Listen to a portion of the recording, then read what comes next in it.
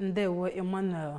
Onye isi oche Nigeria Legion n'alaka nke Anambra State Council Dr. Benedict Agbogo akpọkuola gọọmenti etiti nakwa nke steeti dịgasị iche iche ka ha tinye mmụọ ọdịmma dịgasị iche iche n'ọrụ maka ezinụlọ ndị oke dike nagoro mmụọ n'ala anyị nakwa ndị ka nọ ndụ iji wee kwado ya na-arụpụta ọrụ nke ọma.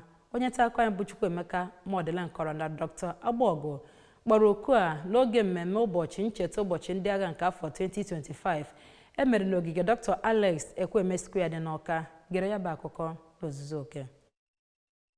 Maazị Agbogo toro aka na-achị steeti a bụ ọkammụta Chukwuma Soludo maka inye ha ala ebe ha ga-arụ ụlọ ọrụ ha ma yọkwazị gọọmenti steeti a ka ọ gaa n'ihu na-echeta ya bụ ndị rụgoro steeti a ọrụ dịka ndị nchekwa ma gakwa n'iru na-enye ha ihe niile o kwesịrị inye ha ka ha wee nwee ike na-enyekwazịrị ezinụlọ ndị otu ha ndị lagoro mmụọ aka. N'aka nke ya, kọmishọna na-ahụ maka mgbasa ozi na steeti a bụ Maazị Law Mefo kwuru na ụbọchị 15 Jenụwarị afọ ọbụla bụ ụbọchị eji eme ncheta ndị ọrụ nchekwa niile dị n'ala anyị maka ịtụnye ndụ ha n'ichekwa obodo anyị nakwazi ichekwaba ya site n'aka ndị iro ya dị nakwazi ka ịhụ na obodo a bụ nke nwere udo, ịdị n'otu nakwazi agamnihu. N'aka nke ya, kọmishọna na-ahụ maka ndị ntorobịa na steeti a bụ Maazị Patrick Agamba kelere ndị ọrụ nchekwa niile na-arụ ọrụ